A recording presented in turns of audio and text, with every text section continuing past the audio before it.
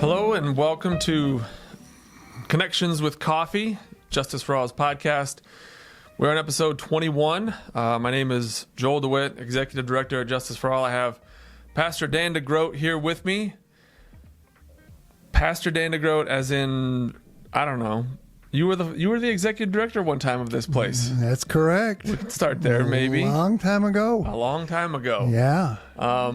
Before we get too far into that, I guess a little bit. Usually, kind of, I guess, just to give guests an idea of how it typically goes on something like this. It's an informal interview. I am curious to know a little bit about each folks, kind of where they grew up and kind of how they got shaped into where they are now.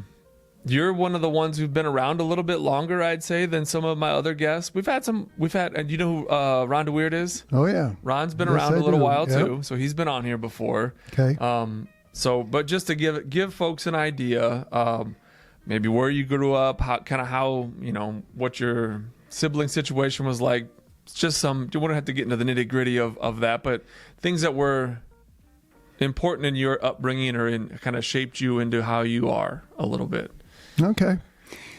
Well, I grew up in a variety of places, given the fact that my father was also a minister, pastor.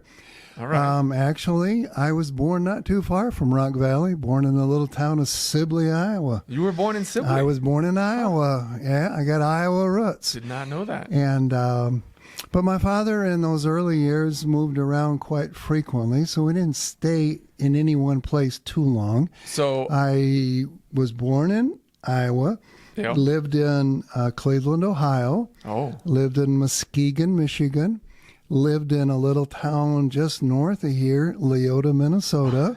That's little. Yeah. And then my father moved to Southern California, the town of Redlands, and served a church there. Those were probably my more formative years.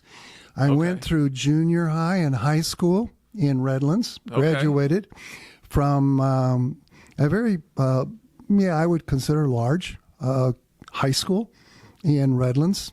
But it wasn't Redlands Christian. No, there wasn't. When I was in school in Redlands, there was a Christian grade school and junior high. I went to the Christian grade school, junior high, but there was no Christian high school. The closest one was in Ontario, California, about 30 miles away. Yep.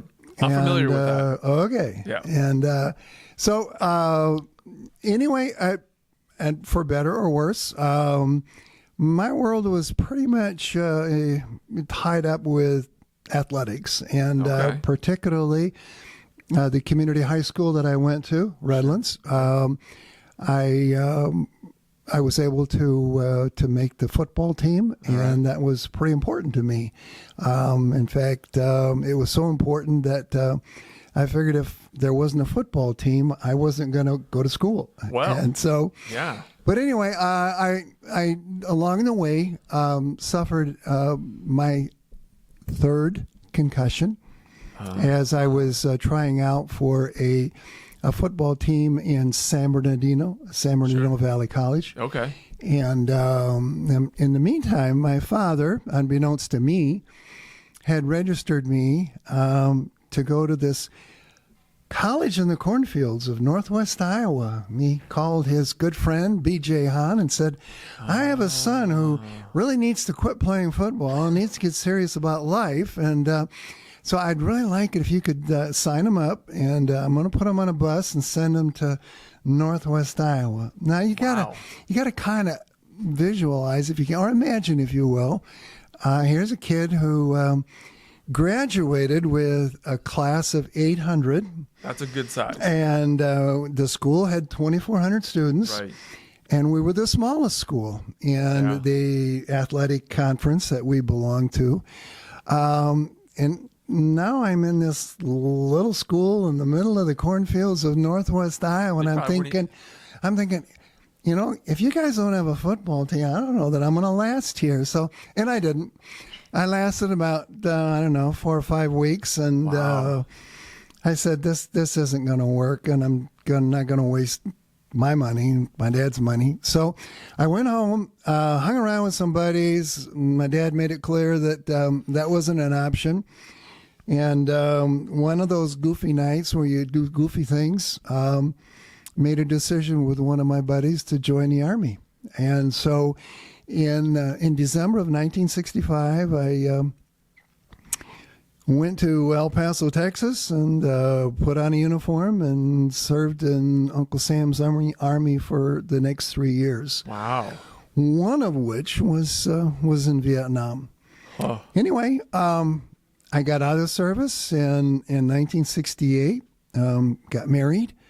And so for the first 8 years of our married life, I was a student. 4 years of college, 4 years of seminary. And after graduating from seminary, where did you go to seminary? I went to Calvin Theological Seminary in Grand Rapids. In Grand Rapids, yep. okay. And I went to Calvin University. I was gonna say, undergrad was there as well? Undergraduate. Yep. Okay. So, and the first church that I served was Trinity Christian Reformed Church here in Rock Valley. Uh-huh.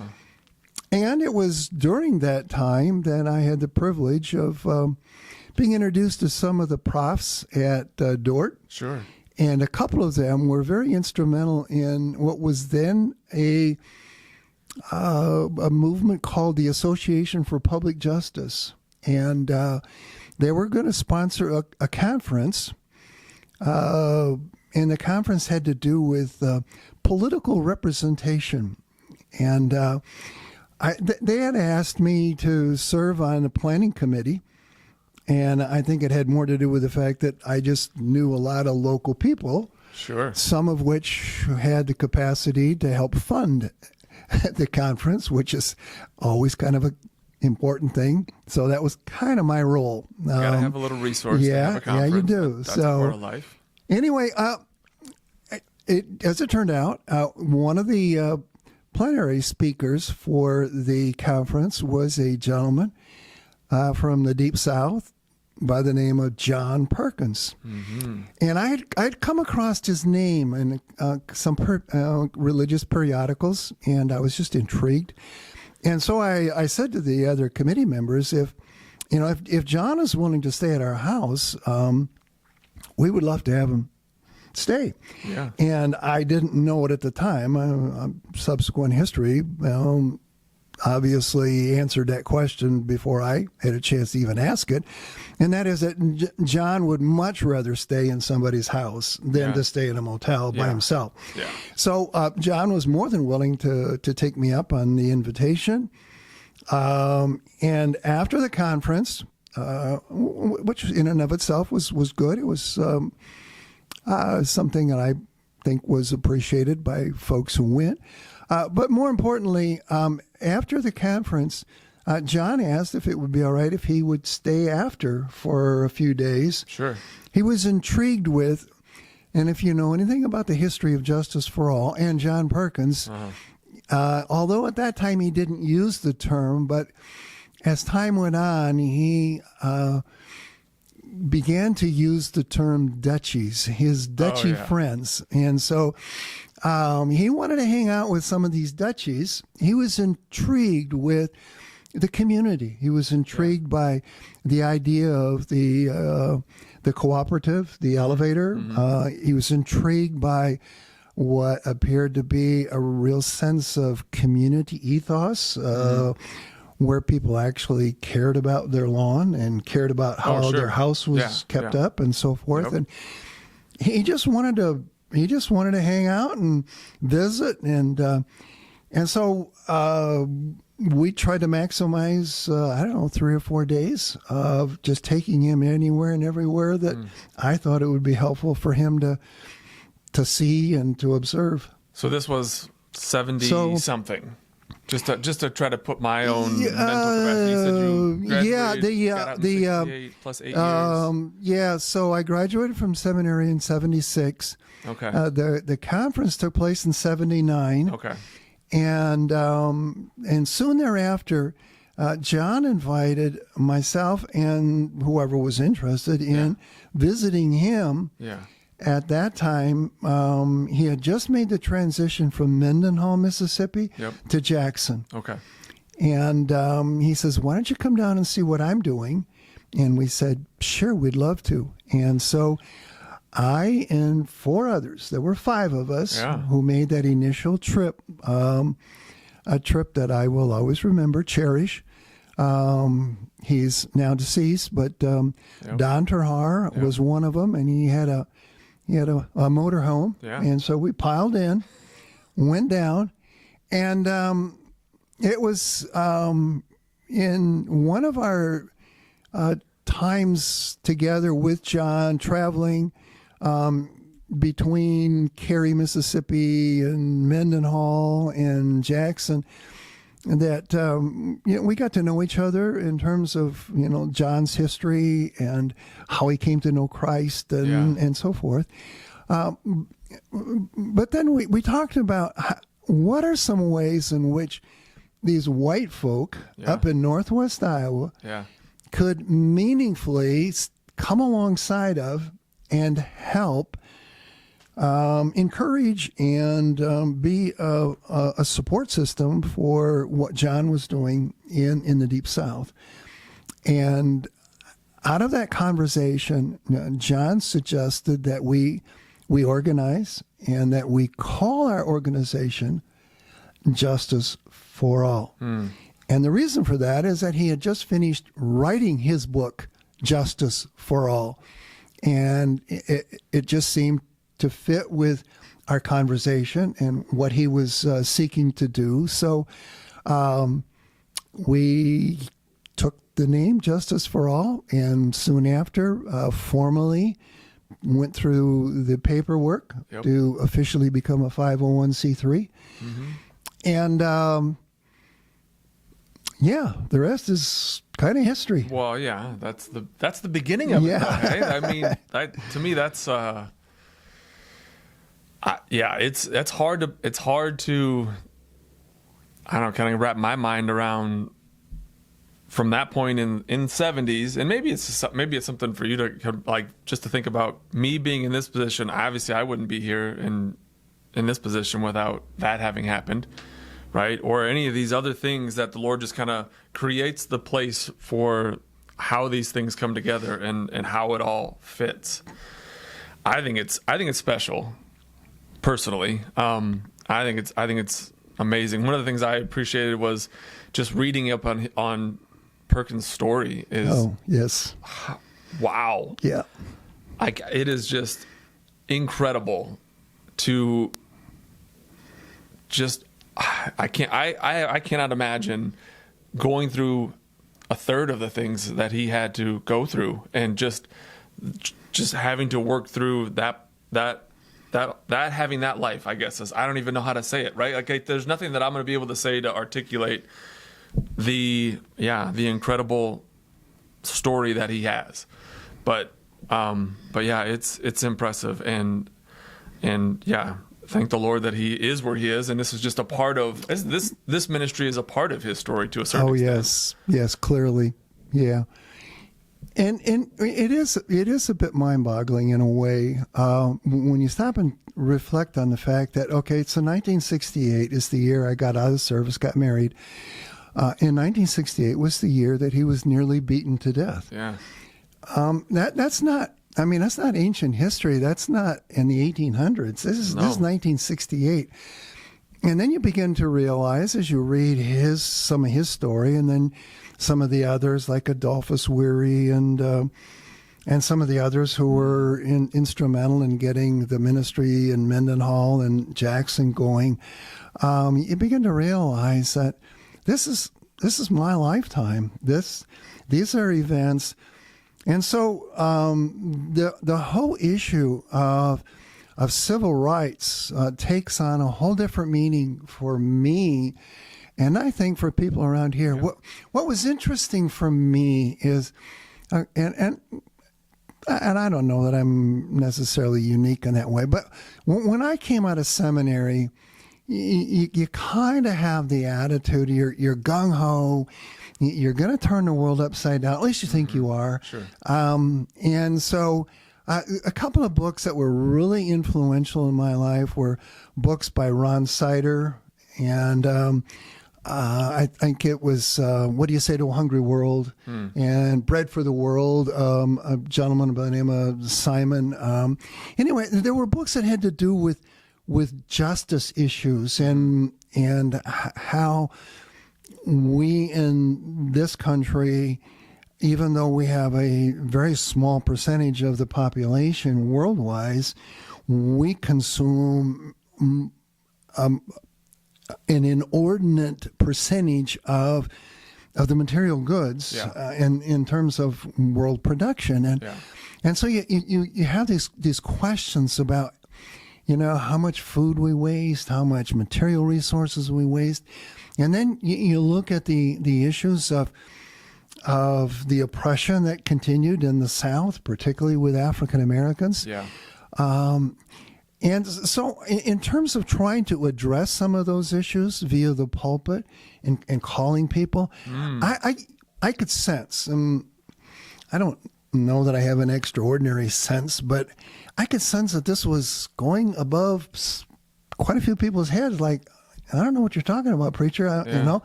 We don't have that problem here in Sioux County. It's like,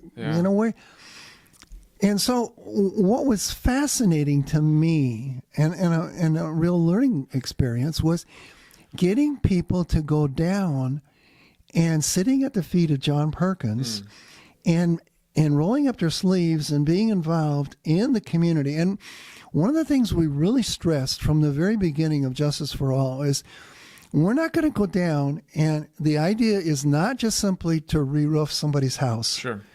The idea, number one, is to build relationships. Most importantly, if you have somebody come by and you're shingling, and it happens to be the neighbor or maybe the person who owns the house, and it's obvious they want to talk, you get off the roof and you talk. Yes. Okay. Yeah. Because the house will get roofed. I mean, we're not concerned about that. We're concerned about building relationships. I bet that was real hard to. And it was hard for Dutchmen around here to get that through.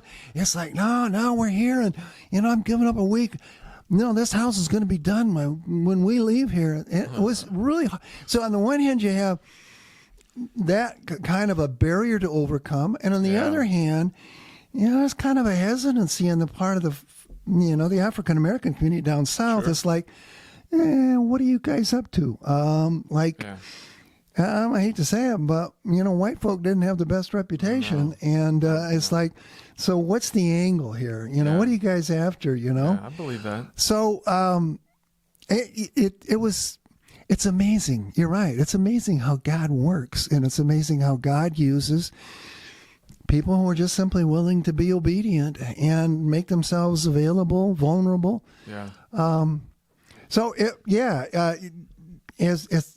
And the interesting thing is that I don't know of any particular instance in which I or anyone else that was involved with Justice for All went out of our way to look for more opportunities to grow the ministry, so to speak.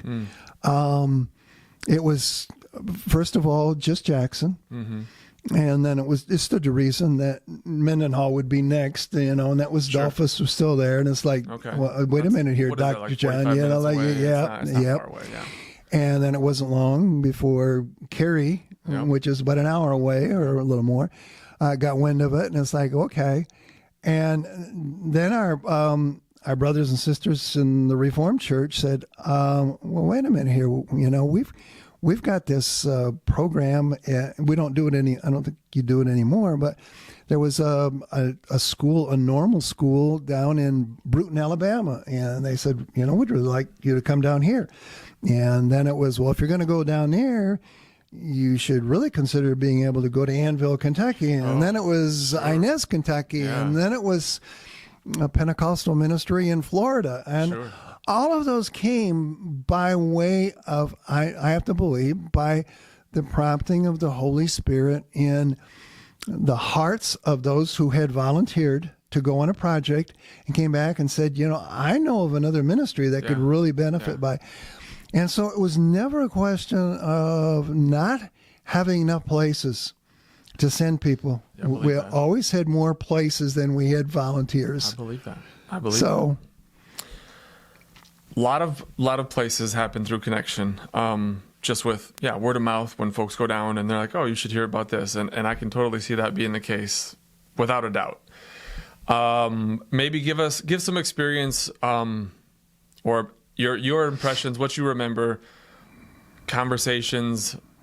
I guess I'm thinking of when you were the first trip you went down to visit in 79, on the way back. That's a 11-12 hour drive. It's you and 4 others. I think there's 2 of you who are left. If my memory serves correctly. Yep, there are 2 of us. Yep. What did you guys talk about, and how did that how did some of that come about? We formulated the name Justice for All. We're gonna go with with what Perkins is going with. All of that. I don't know. Is there anything that stuck out to you from that trip outside of just the general feeling? There are 2 things that came out of the trip back home.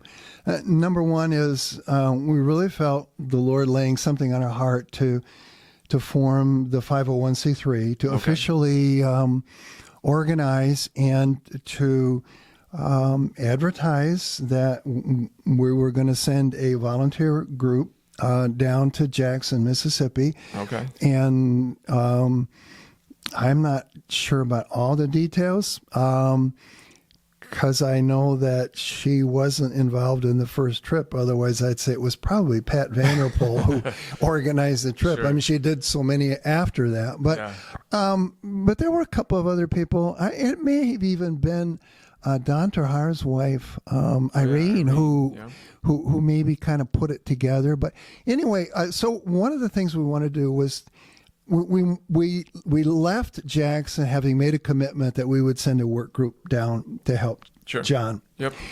And like I said, to the best of my knowledge, we have sent a work group down to Voice of Calvary Ministries in Jackson, Mississippi, every year since. Yeah. And in fact, with maybe 1 year exception, I think Dale Baker has gone on every one of them. That is accurate. So, but there was something else. So when we were getting ready to leave, again, not quite 100% sure about how it all transpired, other than the working of the Holy Spirit. But there was a gal who was living in Vicksburg, who was working at Cary Christian Center, working for Dr. Bolins at that time, and she got wind of the fact that we were coming down, and she said that she had befriended an African American who was involved in starting a little clothing ministry, and somebody who was helping folks. It was an individual who was actually a licensed plumber who, again, I don't know the details, but who had suddenly lost his eyesight. Oh. Tommy Lee Williams. Oh. And Tommy had started a little ministry called We Care Ministries, and in Vicksburg. Okay. And so when we were on the way down there, we stopped. We visited with the gal who wanted us to be introduced to Tommy, and as it so happened, it just made sense to us that. Okay, so we got introduced, we heard his story, and then we wanted to go on to spend some time with John Perkins. Then we shared that with John, and we said, John, you're going to have a better handle on helping us decide, is this guy legit? Is this a good ministry or not?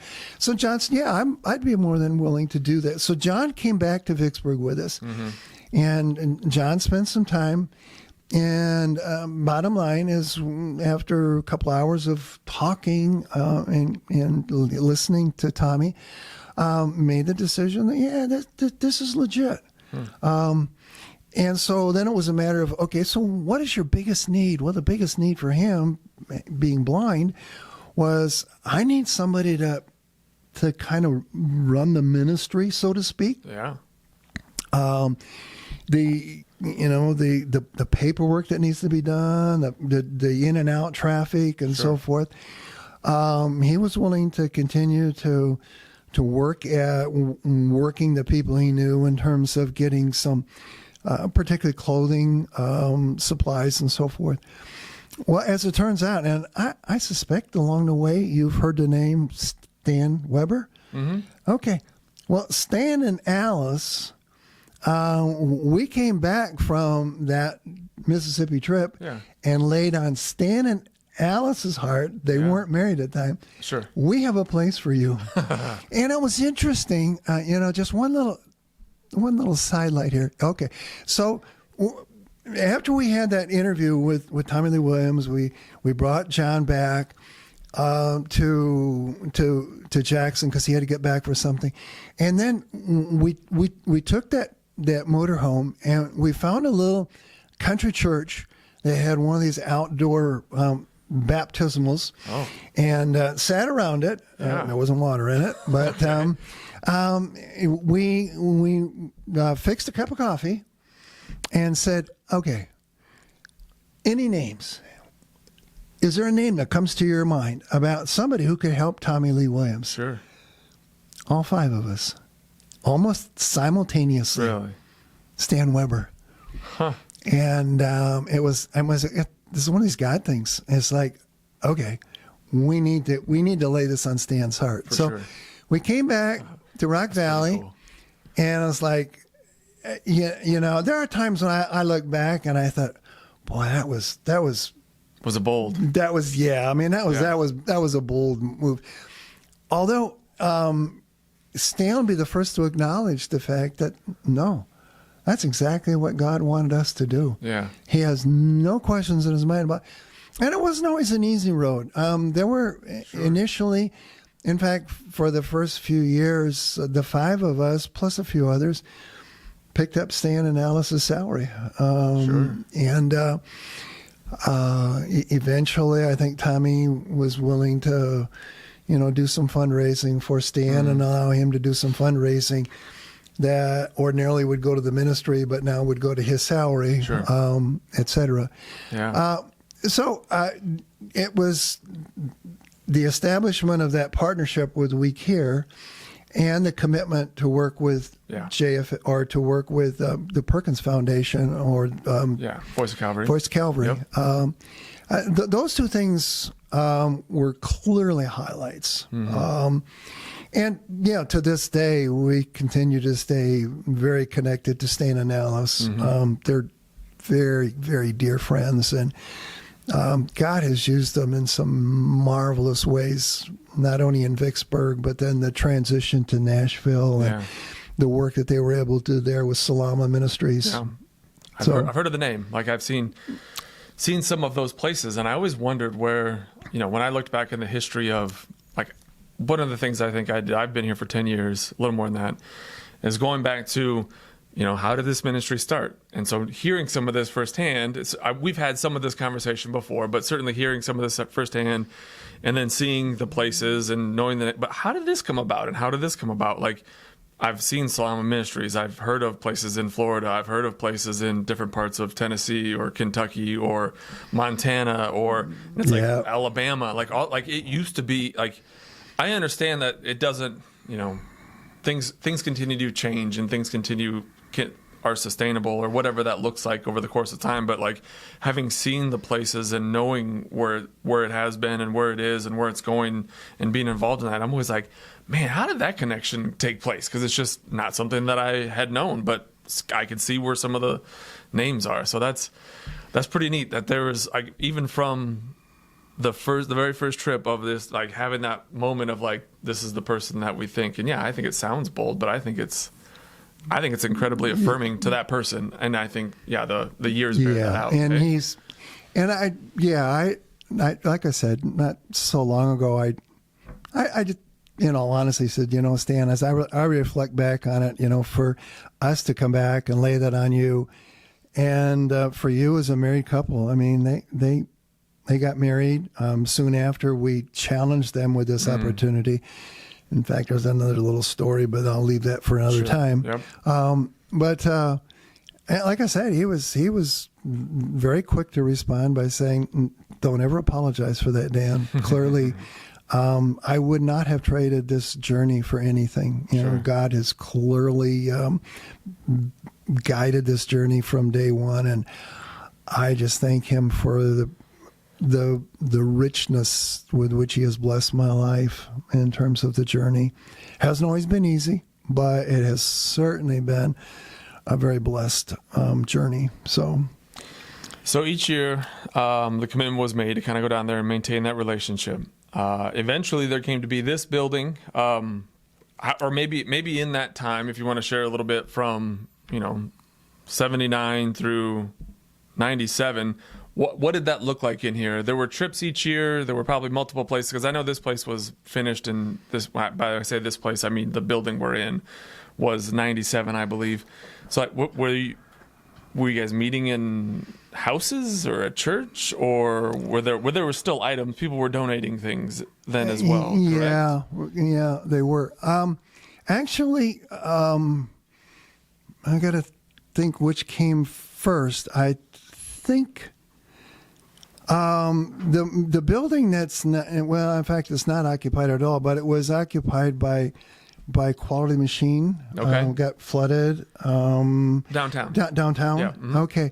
Well, that building, in the early stages of it opening, Leonard Van Otterloo and Chuck Versteeg, when they first established Valley Machining, in that building, didn't need all the space. Okay. And so, and because John Van Zanten was, okay, John had his hand in a lot of things. And so John mentioned to us that, that would be a place where we could, initially, at the very, very beginning, stuff got dropped off at either the Parsonage garage or Paul Moses garage, and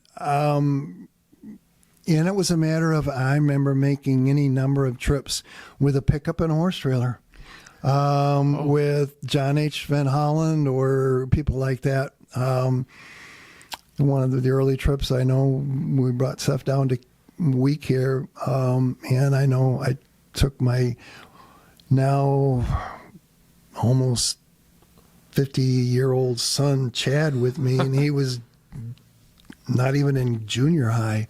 That's how long ago this. Yeah. So it's you. So it's just a collection of things, and you just a collection of things, and we just ran them down. Yeah. And there wasn't really a place to sort them. And I think initially, most people dropped off, pretty decent stuff. At least we tried to emphasize that. Yeah. And then after the garage thing, then it became apparent that was more than what, it's like, whether it was the husband or the wife, but somebody saying, hey, wait a minute here, we built the garage so that we could put our car in, blah, blah, blah. Yeah. Then it was at what was then Valley Machining. Yep. And then we went from there to just west of there. There's some storage sheds just before you get to the Mid-America, the power plant there. Yep. And those were owned by Chuck Versteeg. Okay. And Chuck said, well, you're going to have to get out of here. But there's some smaller ones, but there's one bigger one there. I'll rent that to you at a very reduced. So, sure. So we rented that, and that went okay. The thing is that in those early days, you got to remember now, not a lot of people knew a lot about what we were doing. Mm-hmm.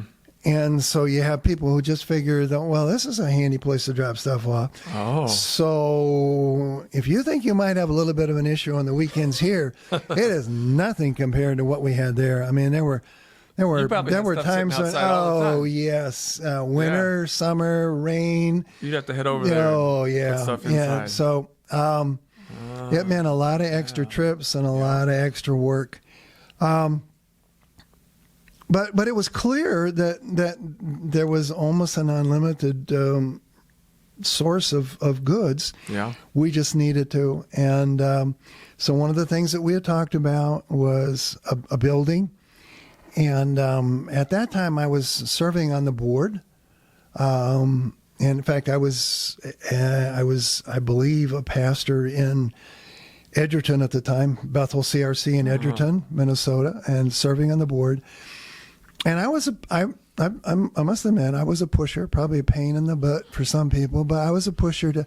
We really need to put up a warehouse. And so let me see if I have this, if I understand this. So when did you leave Rock Valley then? I left Rock Valley in 70. Let's see. I came here in 76, and I left in 82. Okay. I left, 82, and then I was gone for about 3 years, and then I took a little bit of leave of absence, but then I went from there to Edgerton. Okay. So you're in Edgerton, which is an hour-ish. A little more than an hour, probably. So probably kind of late 80s. Okay. So, but it's board. But Justice for All ministry is board led. There's no specific building. There's no employees board. of any kind. If there was an employee, I don't even know. To quite honestly, I don't recall that she drew a paycheck, Okay. but Pat was the key person. Yeah. No question about it, and she deserves credit for the fact that out of her house, she pretty much handled the volunteer opportunities and and certainly to kind of give some oversight to what was coming in and out of. In those early days, in terms of shipping, and again, long before JFA had their own truck, we were dependent on Could carriers. You find someone to run it somewhere? Yeah, you had to find somebody. Yeah, and we were.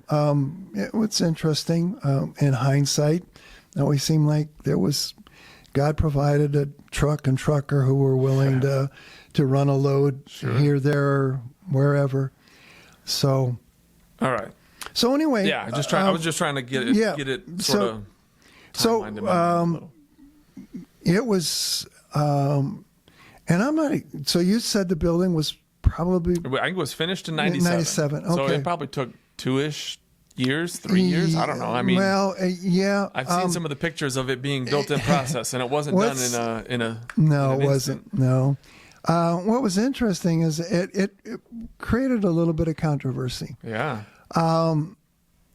It was one of these deals where the city of Sioux Falls was putting up several buildings, maintenance buildings, and this one happened to be by Falls Park, and they were going to redo that whole area. Okay. And this was a building that was going to go up on auction. Yep. You had to buy it, but then you had to move it. You had to tear it down. And so I thought, it's worth checking out. And we had an individual who I thought was a good friend of JFA, somebody who alerted us to this, a businessman in Sioux Falls. I won't name names. Sure. But anyway, he said, I really think, you can get, even if you can't use the skin off of it, the tin, you can probably gain a few bucks by selling the tin and then, putting new skin on it. Yep. But you're going to get all your I-beams for a whole lot less. And, structurally. The structure itself, that's still going to be sound. So, anyway, so we talked to this individual, and I said, well, I'm not going to be able to make the auction. Okay. It just wasn't going to work for me. So, he said, no, I can go. I says, look, I just want you to know that, when you're at the auction, we're not going to be able to buy this. Okay. I mean, Justice for All. Yeah. I mean, we don't have the money to buy it. So, you can go and you can check it out. If it actually goes for about nothing, if you're willing to kick in some money, I'm willing to personally kick in some money. Okay. Well, actually, the building sold for $15,000. Okay. So I get a phone call the next day saying, by the way, Justice for All owns a building. He put our name on it. Wow. And so fortunately,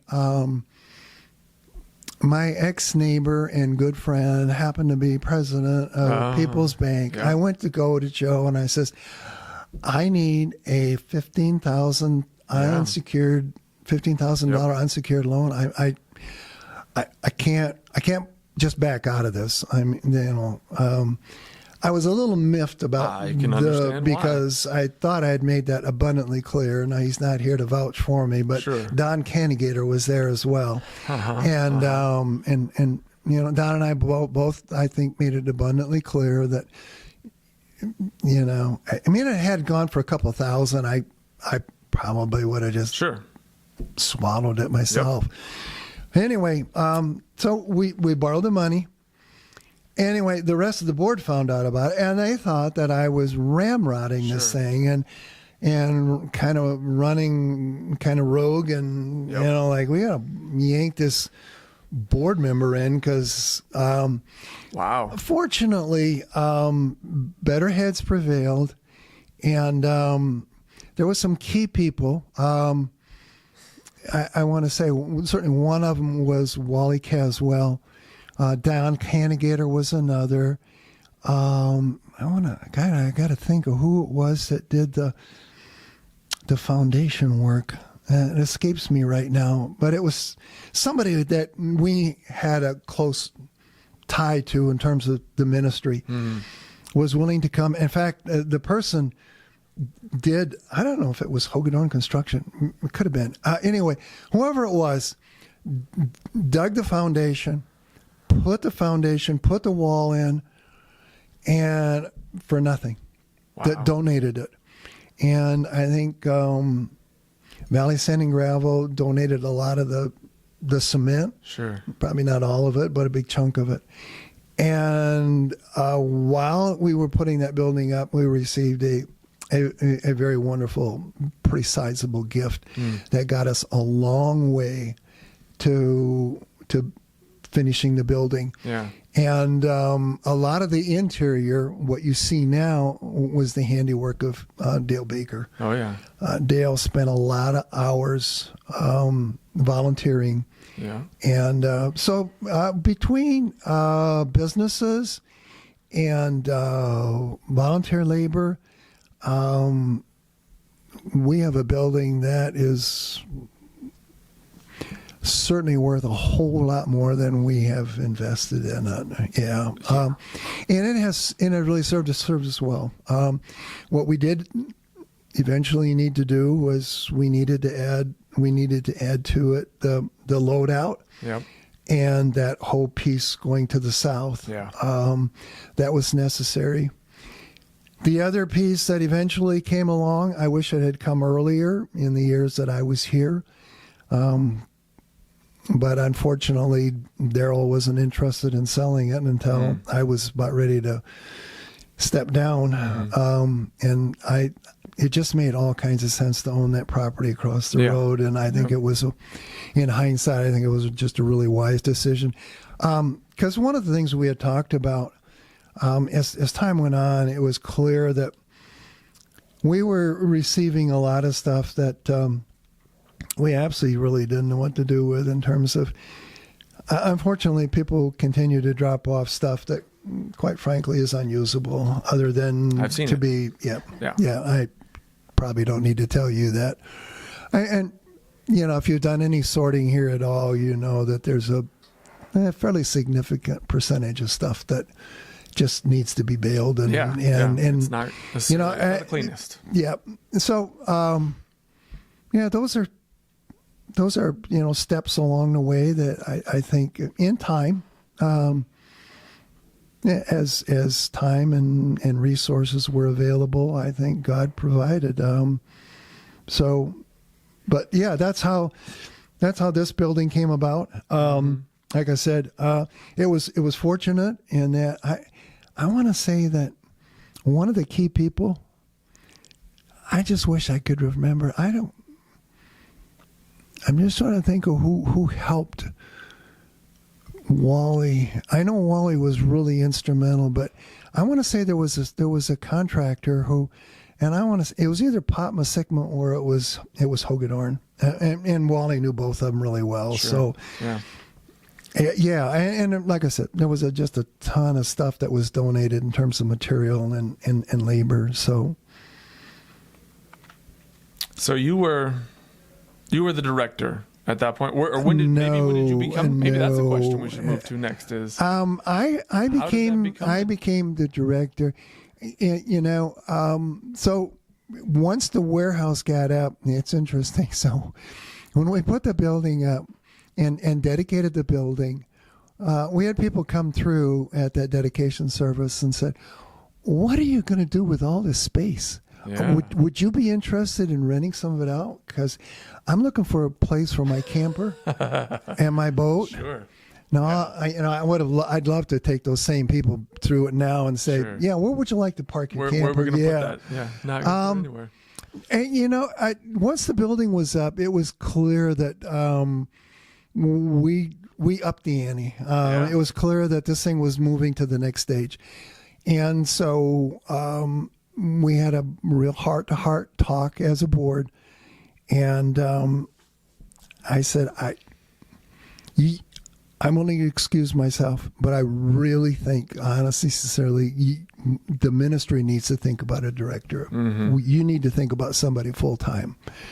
And so, which I did. I excused myself, and I said, obviously, yeah, I would be interested. Yeah. I can't make that commitment right now, but I'd be interested in talking about it. Yeah, because you were still a full-time pastor at that I was point. still a full-time pastor at Covenant CRC in Sioux Center. Yep. And so I think it was sometime in 99, I came on board. And for the first year, I received a big shot in the arm from a brother-in-law and sister-in-law who contributed a big chunk of money toward my salary, and my older brother, which made it workable to begin with. But the understanding was, after that first year, that we need to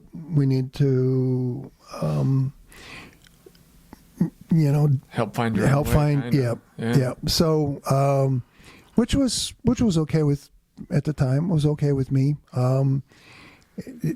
I felt like that was something that I could do. It was one of the reasons why I did as much preaching as I did, because it got me into a lot of different communities, a lot of different churches. Sure, and I always let it be known that, there was, an ongoing kingdom need, and be happy to talk to you about what those needs are afterwards. I know I'm not going to do it in my sermon.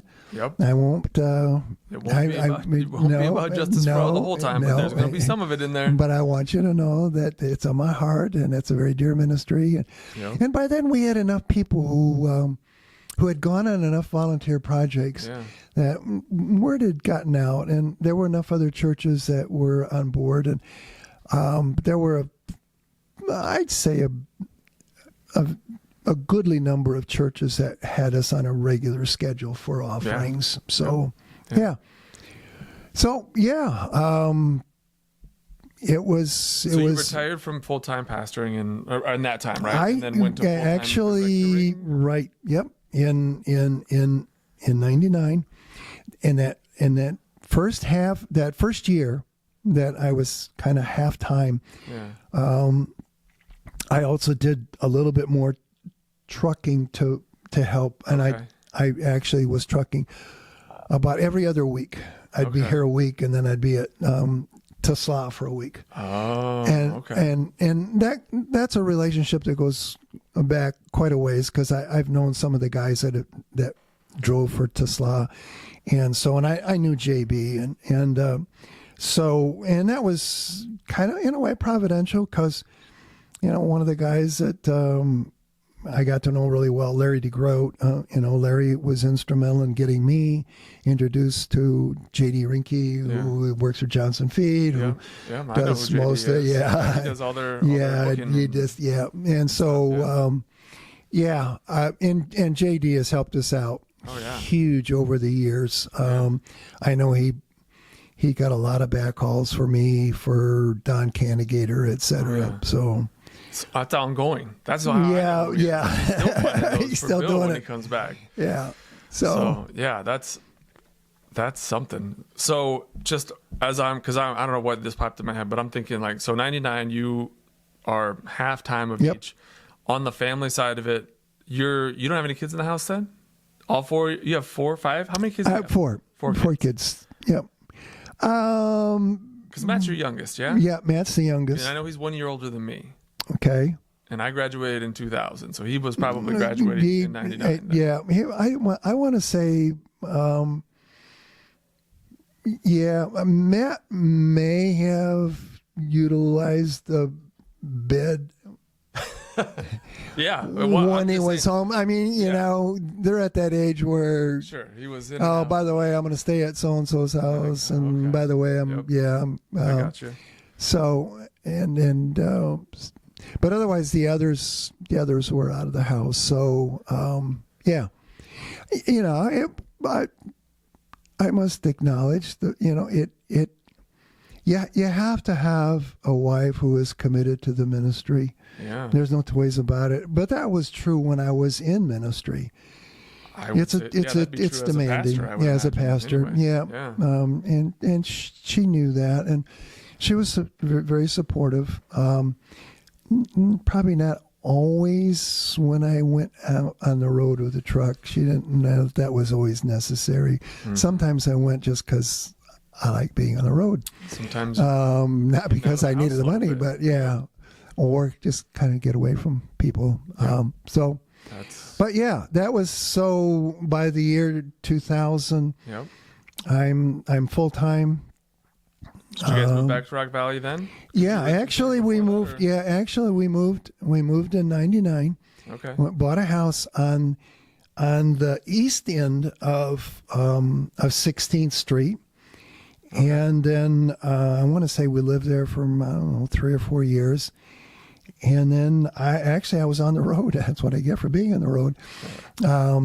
Mary got wind of, heard about the house that was just west of First CRC, the so-called Blanket Sport House. Yeah. And I was on the road, and she called and said, by the way, I just put some money down on a house.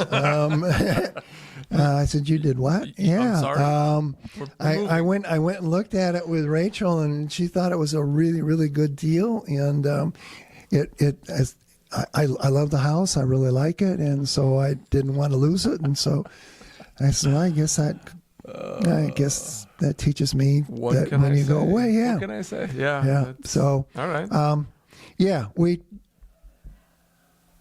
made the move then, and so we've been residents of the city of Rock Valley since '99. So moving back into the ministry side of it,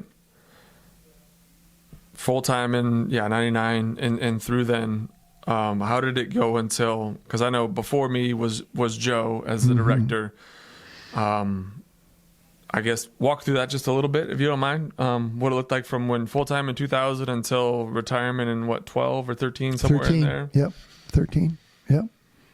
How did things go? How did you see the ministry expand? How did you see it change? I mean, I know the trips were certainly a steady, that's always been steady, and that will probably always be steady. And certainly the volume of resources coming in is always going to be a thing. That's what, when I go tell people what is Justice for All, and it's like, wow, people bring things in. It's a physical resource that gets taken in and distributed out to different parts of the ministries around the country and locally. That's kind of what my elevator speech is on that part of the ministry. So that's probably not going to go away, but how did things look different in that part of it in those years versus perhaps now or later on in those years from, Well, one of the things that was somewhat different, and I certainly don't want you to read between the lines. Okay, I mean this is not a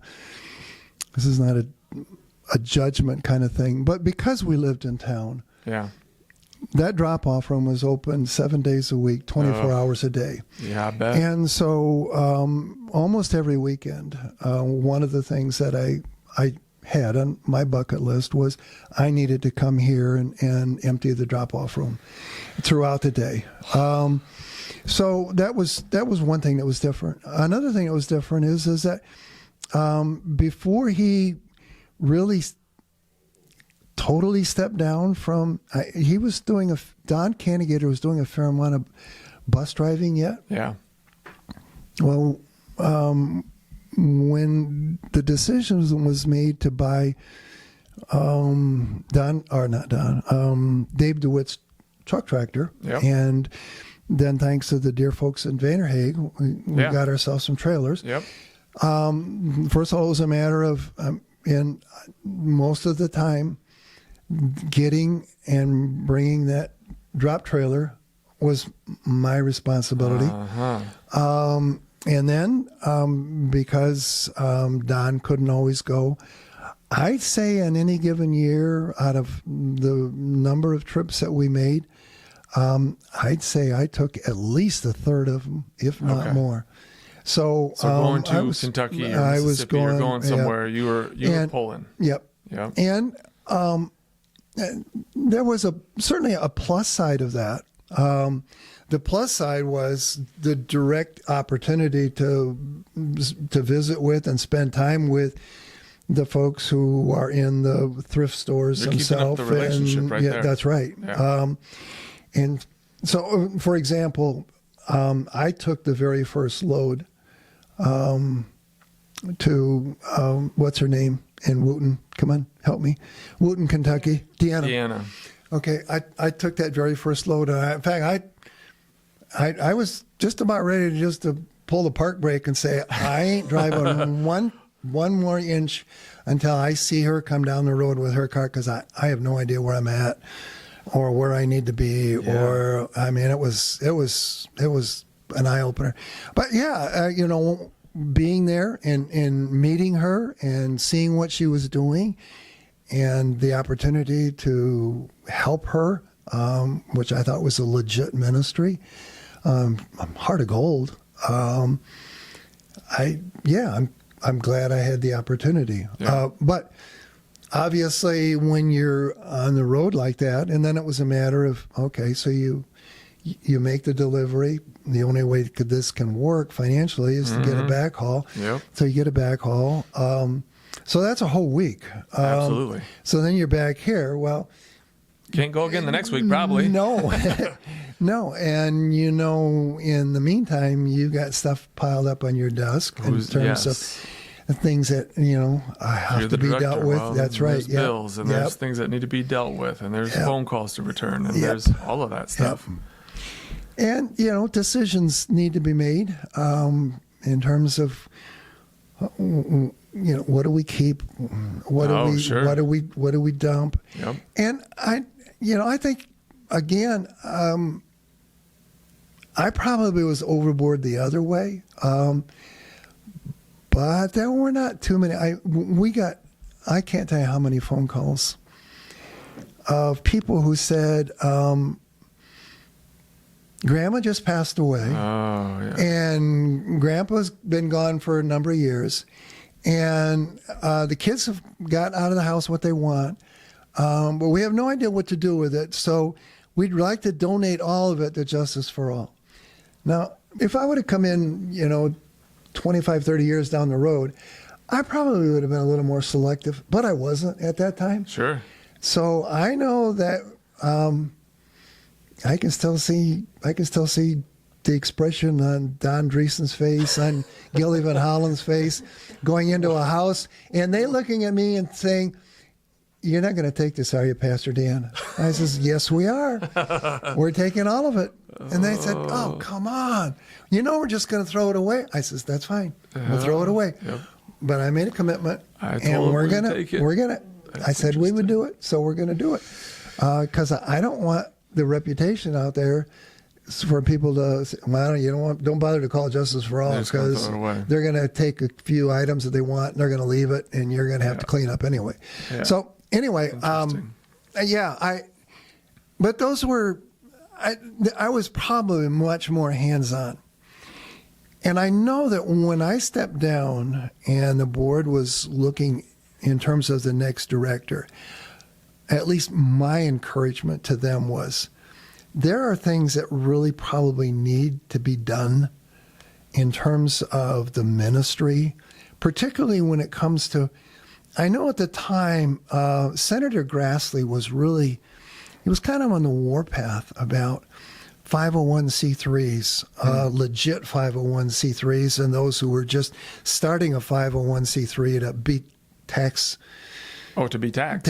Yeah. Oh. And I know that there was some real concern about maybe making sure that you had all your ducks in a row legal-wise. Okay. Yeah. And I thought, okay, here's a young man who's got a business degree, right? Yeah, oh yeah. And probably knows a lot more about business than I'll ever know. Yeah. I probably know more Greek than he does, but anyway. Yeah, that's true. But I think that's what you need somebody to just look after dotting I's, crossing T's, and just being a little bit more in charge of a lot of that legal paperwork kind of stuff for the ministry. Yeah. I think the ministry has legitimately earned a well-deserved reputation for who we are, what we do, etc. I don't know that you need to have Joe Vanderzee go out with a cube van to pick up people's stuff at their house. That's not as important at this juncture as it was when I was. Yeah. So I'd say between just the day-to-day, helping in the back, driving, taking loads, I'd say a lot more of my time was spent in the back than what I would even expect. If I were on the board, I'd say that's not where you belong, Joel. Yeah. Now, I don't know what your situation. The other thing is that for me, it was a matter of like wearing those hats, because it was basically it was Pat and I. Yeah. And then Corwin came along, and for which I'm eternally grateful. Corwin was a real answer to prayer. I believe that. But so for me, it was a lot of hands-on kind of stuff, and but I don't think that's what I think the ministry has enough history where that's not. I don't think it's a wise. What I also spent a lot of time doing, which I don't know how that pans out now, but one of the reasons why I pushed hard for the hiring of Mr. TenNapel. Oh yeah, Vern. I really wanted somebody to do a more thorough task of visiting businesses, not just looking for the big dollar, but establishing relationships. Is there some way that JFA can bless you? Is there some ways that we can work together? Just kind of want to remind you. Just again, it's a matter of building relationships, and that just takes time. Yeah, it does. And at that point in time, I just felt like that was something that just needed to happen, and I wasn't going to have the time to do it. But and Vern was good at the spec house thing. Yeah. I just wished he would have been as diligent in terms of building relationships, which didn't happen. But that's neither here nor there. That's there's miles down the road. Yeah, we're past that point. Yeah, but Vern. I know Vern. He was here when I started, and sort of, which is being the development director is sort of how I got involved in the ministry. And I don't know if I told you this. I don't know. I probably, and for those of you who don't know, so Joe and I live in Rock Rapids together, and he called me seemingly out of the blue one day. It was like February of 2015, and I got a phone call from Joe, like in the middle of the day, like, "Hey, what's going on?" He's like, "Hey, I just called because I wanted to, let you know we're as I knew he was working here as the director, and we were looking for someone to be a development director. I was like, oh, okay. What's that?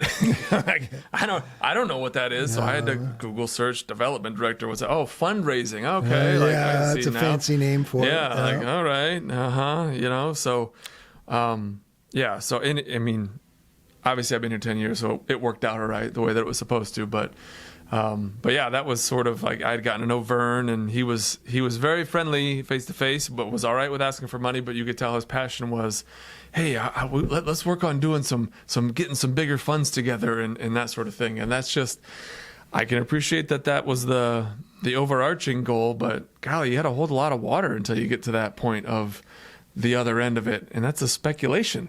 Yeah. So it was just, I think it was a tough one for Joe to have to swallow sometimes. I know they had difficult conversations once in a while. I wasn't privy to because it wasn't my position, but after Vern retired, that was something that when I was as I became director, I kind of talked to Nick about it. I said, I don't think this fits with our ministry, and we're not going to do this anymore.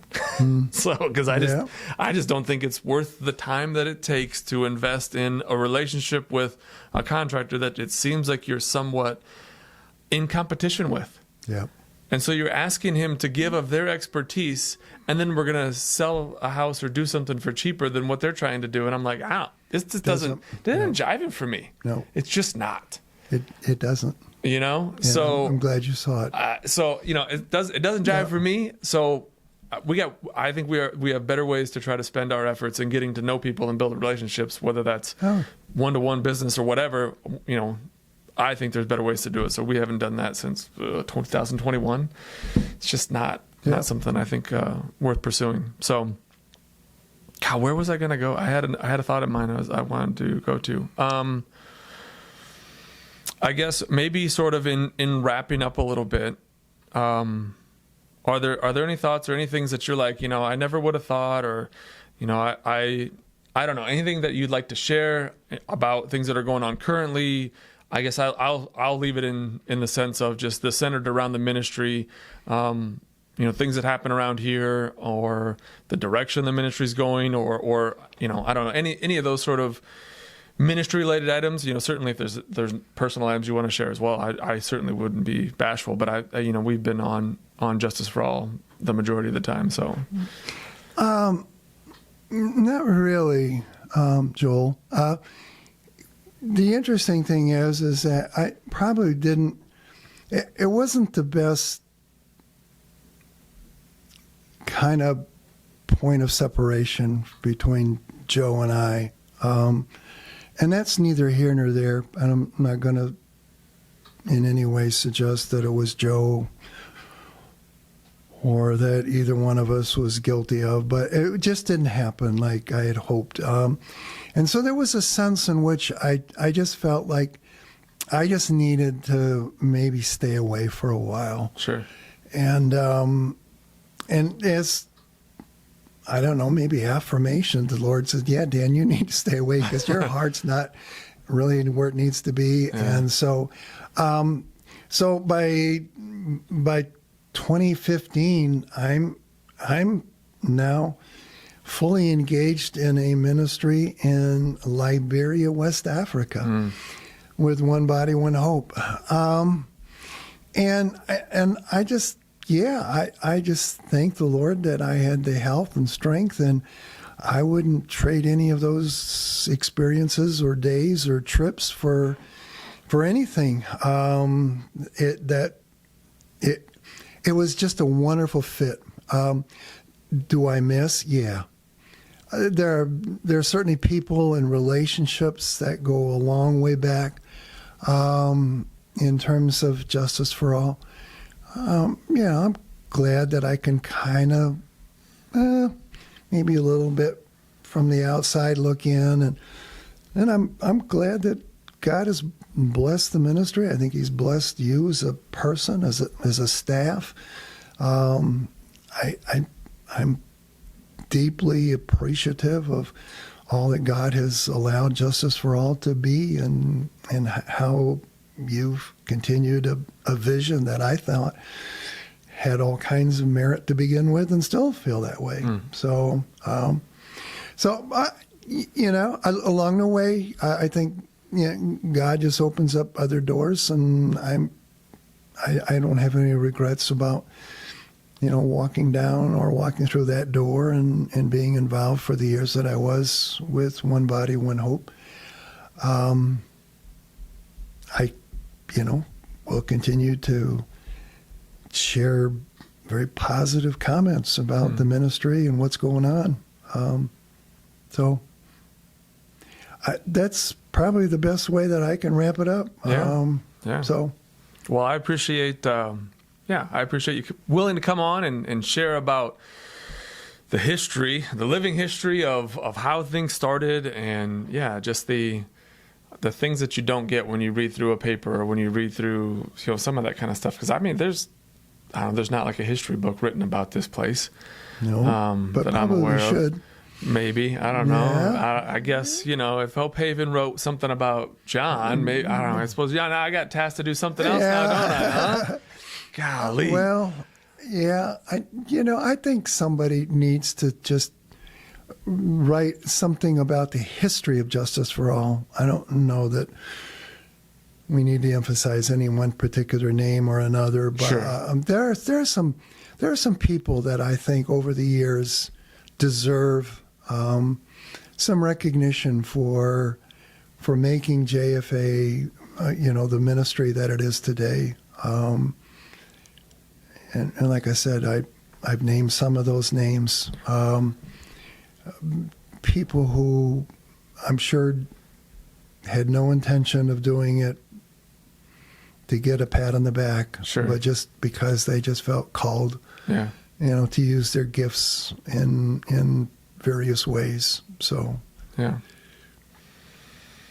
I can say I appreciate you being around and being able to share about it, being open about doing that. Certainly I know the last few years with the flood last year, moving out of that place, and health concerns and just things that are going on with you has not been easy. And so no, it hasn't been.